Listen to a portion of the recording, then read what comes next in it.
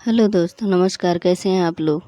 दोस्तों, आज हम आपके लिए लाए हैं बार बार परीक्षा में आने वाला एक टॉपिक है जिसका नाम है शिक्षण विधियाँ। तो आज हम आप देखेंगे कि शिक्षण विधियाँ कितने प्रकार की होती हैं और हर बार सीटेट, सुपर टेट, टेट हर परीक्षाओं में हर राज्य की जितनी भी कंपटीशन टीचर वाली परीक्षा होती है, सब परीक्षाओं में यह टॉपिक बार बार किसी न किसी रूप में घुमा कर पूछ ही लेते हैं। तो चलो देखते हैं दोस्तों, आज हम आप पढ़ेंगे शिक्षण विधियाँ। नंबर 1 है आगमन विधि। आगमन विधि के प्रतिपादक अरस्तु हैं। इस विधि में सीधे अनुभवों, उदाहरणों और प्रयोगों का अध्ययन करके ही नियम निकाले जाते हैं। इसकी कुछ विशेषताएं भी हैं। यह विधि उदाहरण से नियम की ओर चलती है। पहले बच्चों को उदाहरण के स्वरूप पर सिखाया जाता है कि क्वेश्चन कैसे आएंगे, उनके सूत्र कैसे होते हैं, सूत्र के माध्यम से उनको किया कैसे जाता है, कैसे हल निकाला जाता है, आंसर निकाला जाता है। उसके बाद बच्चों को जो है नियम सिखाया जाता है।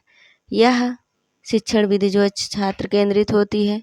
इस शिक्षण विधि का मुख्य केंद्र ही छात्र होता है, क्योंकि जब तक छात्र समझेगा नहीं तब तक जो है वह किसी कार्य को भी कर नहीं पाएगा। इसलिए इसको सबसे मुख्य केंद्र ही बनाया गया है छात्र, जो विद्यार्थी को करके सीखने पर बल देता है। इसकी एक विशेषताएं यह भी है कि विद्यार्थी पहले रचनात्मक रूप से किसी कार्य को करके जब बच्चा सीखता है तो वह उसका ज्ञान अस्थायी होता है। इसलिए इस पे बच्चे पहले अपने हाथों से करके सीखें, उसके बाद जो है नियम सिखाए जाएंगे।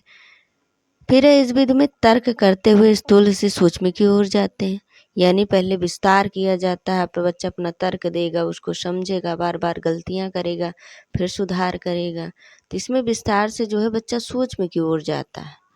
इस विधि में ज्ञात से अज्ञात की ओर जाया जाता है। पहले बच्चा नियम के स्वरूप पहले जो है बच्चा उदाहरण के स्वरूप ज्ञान को पहले अर्जित करेगा, उसके बारे में सीखेगा, उसके जो छोटे छोटे बिंदु होते हैं उसको पहले उसको भली भांति समझेगा। उसके बाद जो है जो अज्ञात की चीज़ें हैं, जैसे नियम होते हैं, नियम के आधार पर कैसे क्वेश्चन हल किया जाएगा, ये बच्चा बाद में सीखता है। ये मूर्त से अमूर्त की ओर जाता है। पहले क्वेश्चन बच्चों को दिया जाता है, बच्चा उसको देखता है, समझता है, बूझता है।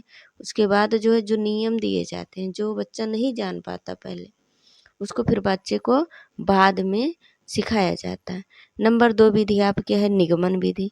इसके भी प्रतिपादक अरस्तु ही हैं।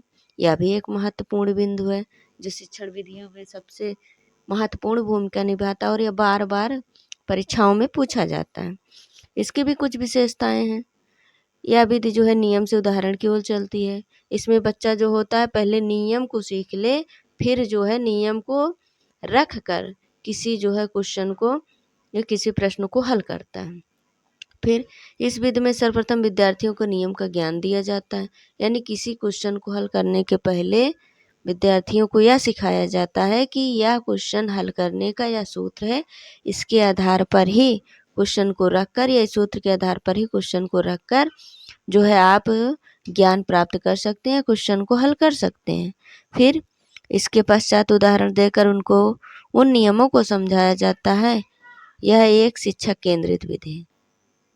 पहले शिक्षक केंद्रित, क्योंकि इसका सर्वा महत्वपूर्ण बिंदु जो माना गया वो शिक्षक ही माना गया, क्योंकि शिक्षक पहले नियम से बताएगा, फिर विद्यार्थी अपने आप से सीखेंगे। या विद्यार्थियों को पहले नियम के आधार पर सिखाना पड़ेगा, बाद में फिर जो है विद्यार्थी उदाहरण के स्वरूप पे सीखें। इसलिए यह पहले शिक्षक केंद्रित विधि है। फिर इसमें शिक्षक ही सारे नियम सिखाते हैं।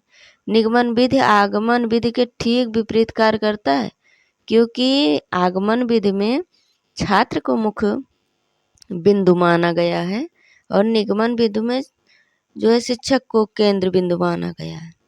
इस विधि में सूचना से स्थूल की ओर बढ़ता है, यानी इसमें जो सूक्ष्म है उसके बाद स्थूल की ओर जाते हैं। अज्ञात जो है उसको पहले हम जानेंगे, उसके बाद ज्ञात की तरफ चलेंगे। पहले हम नियम को रट लेंगे, याद कर लेंगे, नियम को समझ लेंगे, उसके बाद उदाहरण की ओर बढ़ेंगे। पहले जो अमूर्त चीज़ें हैं जिसको हम कभी जानते नहीं, पहले उस नियम को याद करेंगे, उस सूत्र को याद करेंगे, उसके बाद मूर्त की ओर बढ़ेंगे। फिर है नंबर 3 है आपका प्रोजेक्ट विधि। इस विधि के प्रतिपादक किलपैट्रिक हैं।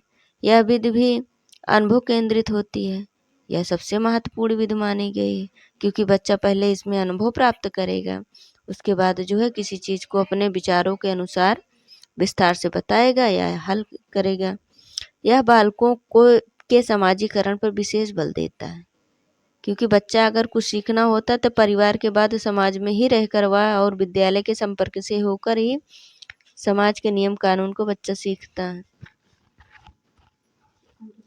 इस विधि में विद्यार्थी स्वतंत्र रूप से कार्य करता है एवं अपनी समस्याओं का हल अपने स्वयं के विचारों के आधार पर करता है।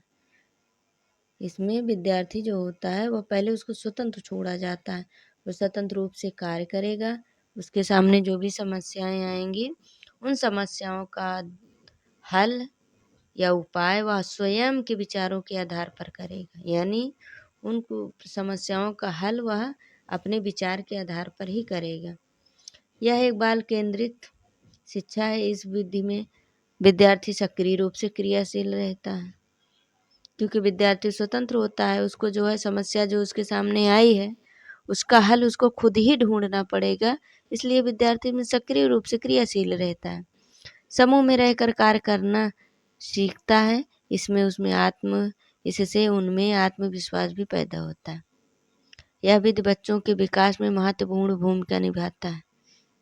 यह जो विधि है वह बच्चों के समाजीकरण से लेकर शारीरिक से लेकर मानसिक सामाजिक जितने भी विकास होते हैं उसमें महत्वपूर्ण भूमिका निभाता है। दोस्तों, आज हम आपके लिए 3 ही विधि लाए हैं, कल आपके लिए जितनी अन्य विधियां हैं उसको भी लेकर लाएंगे।